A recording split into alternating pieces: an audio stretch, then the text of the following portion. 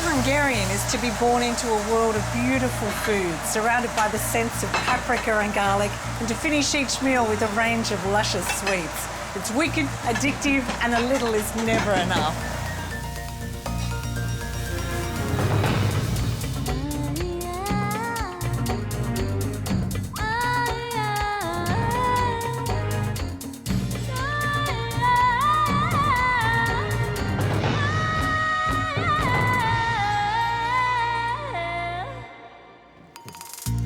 Join our food safari to discover veal so tender and delicious it's the national dish. The rules of perfect schnitzel, a mad goulash cook-off, and the many exquisite delights of Hungarian cakes.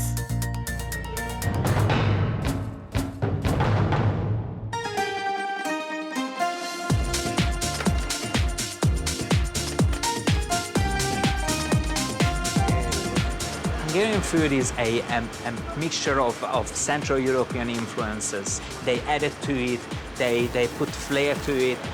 When I talk about Hungarian food, I can picture my family sitting together, talking about the day, eating beautiful food. I mean, what more can you ask for? Stephen Oshvari grew up on the fertile plains of Hungary, trained as a chef, and came to Australia in his 20s to open a restaurant with the catchy name Istvan's Cuisine from the heart of Europe, which ran for many years and had devotees throughout Sydney's eastern suburbs. 3/4 ready. He's now studying hospitality management and cooks Hungarian food at every opportunity. It is the undisputed king of Hungarian spices, the paprika. There's 7 different types, the különleges or exquisitely delicate, the delicate, the csemege, the semi-sweet or félédes, édes or sweet, the mild and the hot one.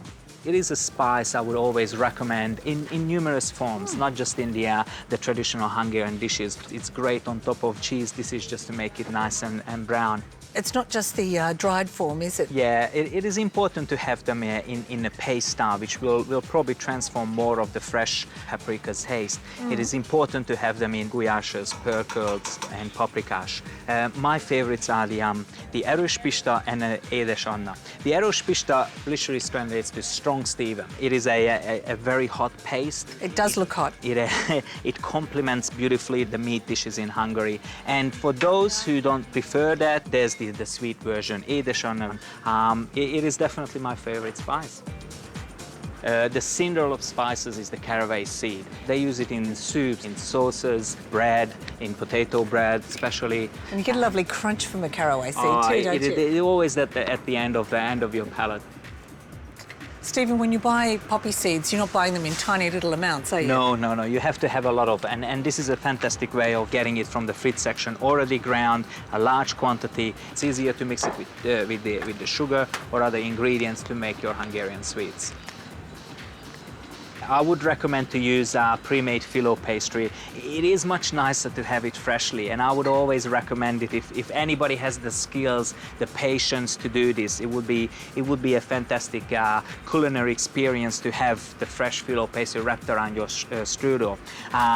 But if you don't have time, if you don't have a Hungarian mother-in-law, get it from the cold sections. This is a very important ingredient for those dishes. It gets confused with cherry itself, but the Morello cherry, the sour cherries, are a smaller type of cherries with a distinctly sour taste, used in the Hungarian strudel, also being eaten together with your main meal. And amongst the pickles, there's one that you love, isn't there? It is. It will separate man or mice. They're the hot peppers. Hot pepperoni. Yes, sir. They are quite spicy, and they are the same family as what the paprika spice gets produced from. Yeah. People think of sauerkraut as being more German, but it's something very popular in Hungary? It is, yeah. When I was growing up, every so often my mother would take me out to the local market, and ladies were selling these in their big wooden barrels. I have a feeling it is Hungarian and the Germans stole it from us, you know.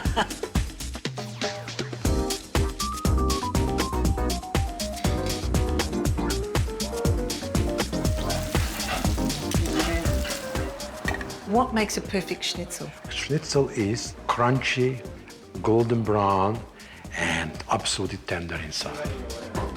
Csaba Cefalvi is the grandfather of Hungarian chefs in Australia. He's been cooking here for 20 years. His cosy restaurant, Corner 75, is a little slice of life from the old country, and schnitzel is his top seller. That's the whole chicken breast what you're buying from your chicken shop. You turn around, you can find the inside. Get a nice sharp knife and cut in half. Move it away. We take off this middle part, which is called a tenderloin. This could be good for anything. Make a little schnitzel for the kids, they would love it. Or keep it for next time, make a little stir fry. Go back to the other side, cut off all the white part. Trim it off all the way. We don't need this. Now I'm going approximately 5 millimeters thick and cut them. Some chicken breasts give you 2 pieces of schnitzel, some chicken breasts give you 3. Depends on the size of the chicken breast.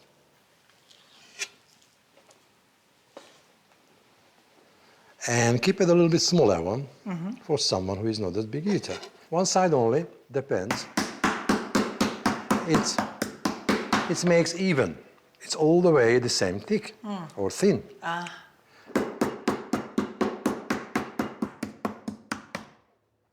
I'm gonna make an egg wash for it. A bit of water in it. Why? To break the thickness of the egg. Some people put some milk. You don't need a milk in it. Hot. Here we go. We go with the schnitzel into the flour, ordinary flour, just lightly, just lightly. No pressure. We don't need much. Dip it into the egg wash. I notice you're only using one hand. Yes. Yep. You know why? Because I need a 2-hand, and I'm using a left hand only for a breadcrumb. Otherwise, all my fingers will be crumbed. Like a fish fingers. But I am not a fish, right? Here we go. That's the chicken schnitzel. Crumb. Wow. Do it again. Go to the flour first, both sides. We don't need much in it. Go to the egg wash, dip it into the egg wash, both sides. Keep the egg wash away, cover it with the breadcrumb. Just a little push to help the breadcrumb stuck on it. We don't need much. Now we're pouring the oil into the fry pan. It's about a finger deep. And what sort of oil do you like, Csaba? I like sunflower oil. Yeah. To cook the schnitzel, tell me about the sort of frying pan you need. Practically you need a heavy-duty one, which keeps the temperature. If you try an aluminium, thin aluminium, never will work. No. Tasting the oil. Oh, lovely. Look at that. That's what you need. That's why it's accommodate the schnitzel the size of the fry pan. I can speed it up and make it 2 in the same time. Color. I turn it around. Almost done. And another one. Turning around. The smaller one is ready now. Dripping off. And we might go to the next one. So the oil doesn't cool down? It does. It does a little bit. It's catching bit, up. Yeah. The second one.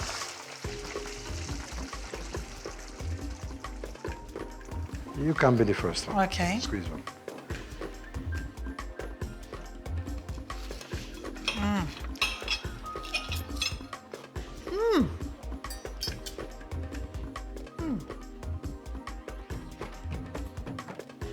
Hot. Hot but good. It is. It's crunchy, it's tender. It's very nice. Here we go, we've done it.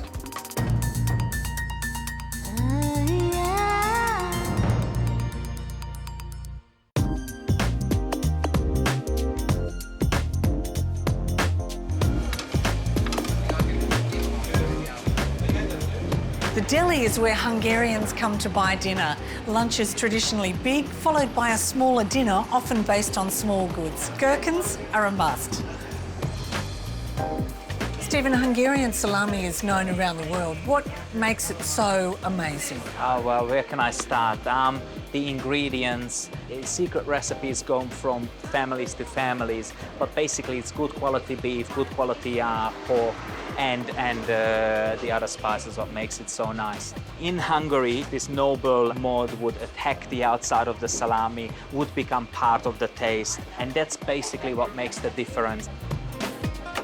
There are two main areas in Hungary where they do this beautiful kolbász. One of them is csaba or békés csaba, and the other one is gyulad. In Australia, we can get the csabai. It comes in a hot and in a mild version. They are hot smoked. They have a more exquisite flavor, often mixed with more paprika. I would use this in one of the favorite kiddie meals I used to have in Hungary, which was layered potato, rakott krumpli.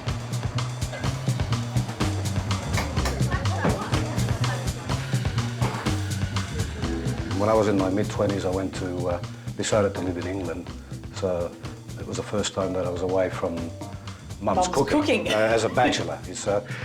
She sent me about 4 or 5 very simple Hungarian recipes. The goulash obviously was one.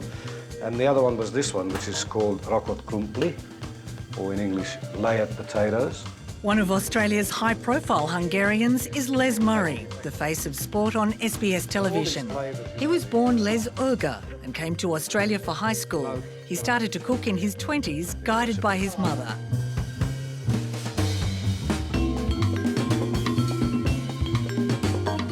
We oil the dish just so that stuff doesn't stick very much to it. Sprinkle a bit of breadcrumbs.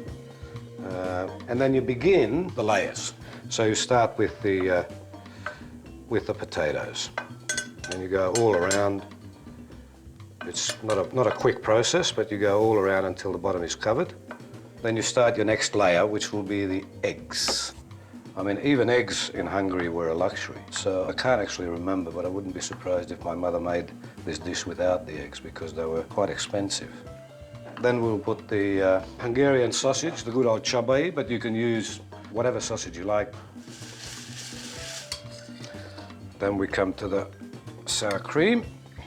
Les spoons on sour cream, which has been added to sautéed diced red onion. He then repeats the layers. 4 eggs. Sprinkled some breadcrumbs. This will give it a nice crust on top.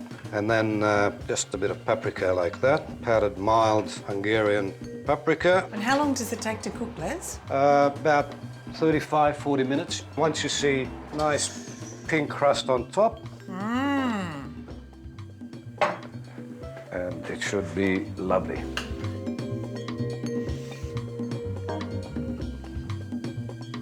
It's very filling.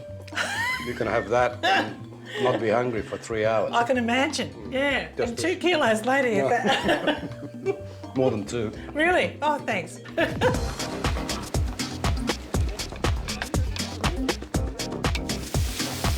Hungarian food is carbohydrate heaven.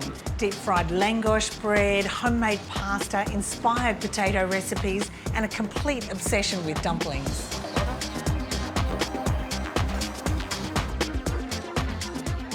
Hungarians love to eat. To feed them, they need something which is fill them up. What are the best things to do? Carbohydrate, flour. Do it all the way, any kind of way, what they can find, they use it. There's also some quite inventive ways with carbohydrates, like a deep-fried bread that you then put some sour cream on. Now, you know, that shows ingenuity, doesn't it? It is. This is wheat flour and yeast. And yeast and a bit of salt. That's it. Low-fat langos, bring it on. Low fat, exactly. Just a little bit of garlic, sour cream.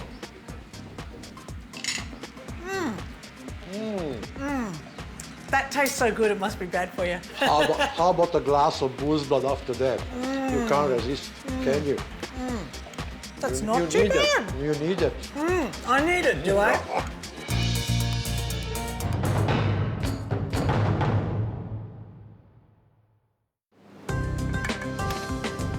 Side dish or veggies, please.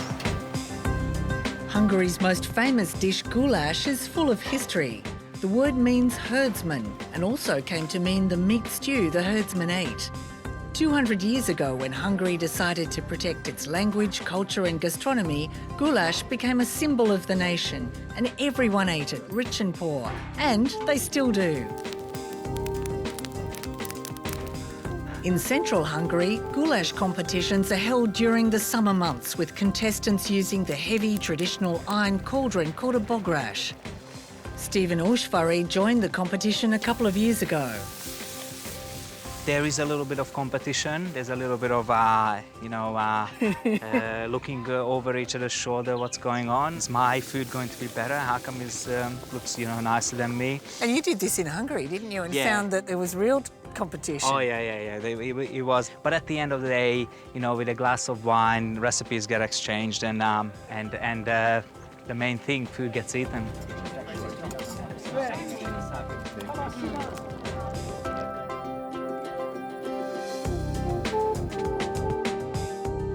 A percol starts with what I like to call is the holy trinity of oil, onion and paprika. Just wait a little bit, so it's not on the open fire. Paprika goes in, and then immediately we'll put some 100 millimeters of water in it, put it back on the fire. So this is where the dish is hot and sauce starts. Now the percol base is at full boiling point. This is a great point to put the veal in, and garlic. A little bit of the strong Stephen or Irish Pista. Salt. Now the veal is quite a lot of water in it, so that will come out during this cooking process. Oh, it smells really good. There's something about the smell of paprika that is... I think the combination of, the onion and paprika is, it is very nice, yeah. They're going quite nicely here, slowly, in a short kind of pan juice, just nicely tenderizing. Yeah.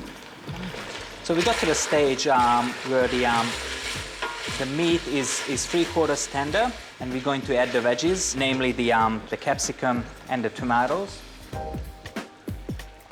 And just give it another 10 minutes while the veggies wilt. They give that final lovely taste and aroma to the percol. Maybe in the meantime we can do the gnocchi.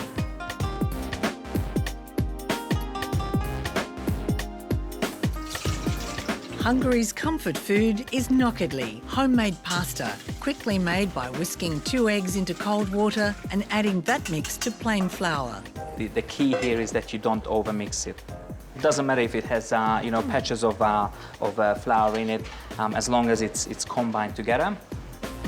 Stephen uses a gnocchi maker, which creates little shapes that cook quickly in boiling salted water. See, they cook quickly, don't they? They're so tiny. It happens. The minute they're up, they're actually ready. It would take 2-3 minutes until it starts to. Once it starts to boil up, coming out, we'll just strain it straight into the strainer. It should be ready.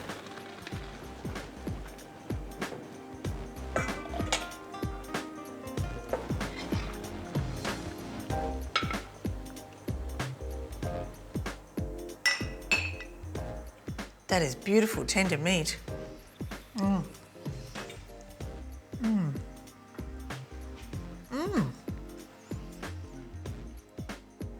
Worth the waiting. That just melts, that meat. It's beautiful. Little carb on the side. Yeah, and necessary. Yeah, if you want to survive in the tough world, you need to have that. That's beautiful. Carb. Yeah.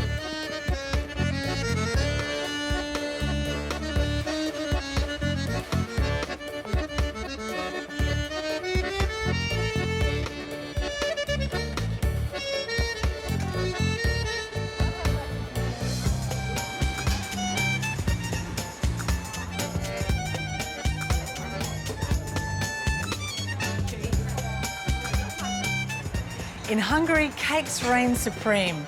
Elevated to an art form at the height of the Austro-Hungarian Empire, the very civilised custom of going out for coffee and cakes has continued.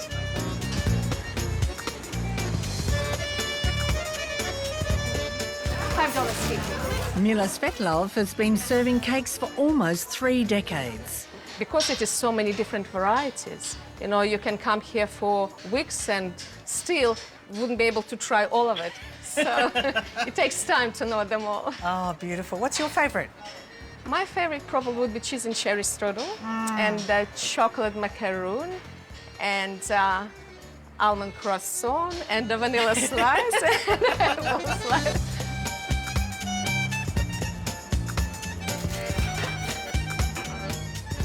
When I go to Nan's, you'd walk in the house, you go, oh, I can smell the Gugelhof baking. It's just so delicious. And then there would be strudel, and then there would be pancakes and gnocchi and dumplings. There's always so much to choose from, and you have to taste a little bit of everything. You can't just have one choice. So, yeah. Janelle Bloom is one of Australia's well-known food editors and broadcasters. Her love of baking comes from her Hungarian grandmother, who passed down both her recipes and her pastry brush made of duck feathers. Isn't it gorgeous?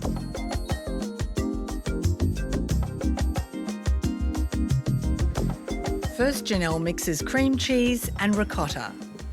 So, on low speed to start with, we're going to add the sugar, 2, 3, and then we can turn that up a little bit. Just add a little bit of vanilla as well. So this is the extract, the nice thick, Yeah, I love that. pure vanilla. Now we add the egg. And what this does is it makes it just a little bit lighter and also helps it to set. That's ready. Now we can go on to the layering, which is the best part. 5 sheets of phyllo for 1 strudel. You're going to use the brush? Yeah, let's use the brush. It's a special occasion. Janelle brushes the phyllo pastry with melted clarified butter or ghee. It's the butter, the ghee, the clarified butter that separates those layers and makes them really golden and crisp. So that's 4, isn't it? That's 4. That's good. I'm glad you're counting. And now this top layer must be completely covered.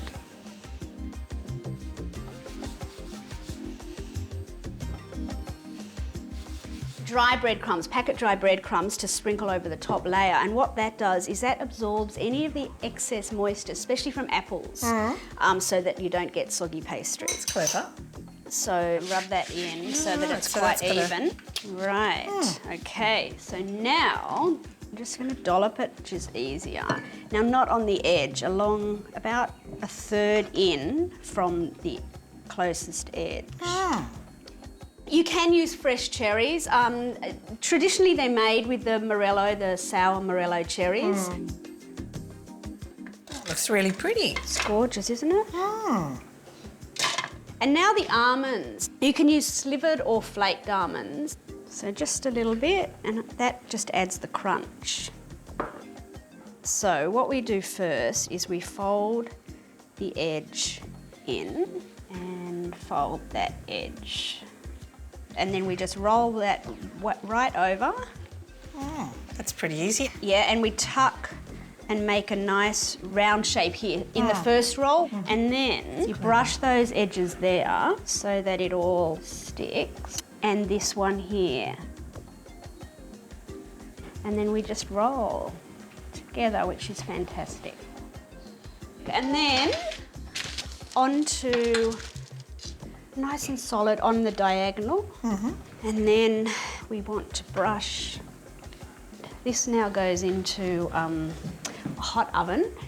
200 degrees with the fan on if you've got a fan forced, and if you don't have fan forced, 220 degrees. That's quite hot. It is nice and hot, so it goes in for 15 minutes, and then we turn the oven down to 180 degrees and leave it for another 5 minutes. Wow, Janelle. Looks good, doesn't it? Before we cut it, always dust, always lots and lots of icing sugar.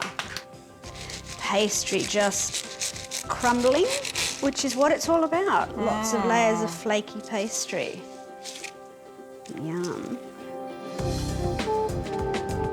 On our next safari, the beauty and complexity of Sri Lankan food, including Australia's Queen of Asian cooking, Charmaine Solomon. Thank you, Janelle. My pleasure. Thank See you, you soon. Janelle's Nan. Yeah, thanks, Nan. Cheers. Jó étvágyat, which means bon appetit. Oh, good. sounded so sultry. I thought it might have meant something else. You were hoping.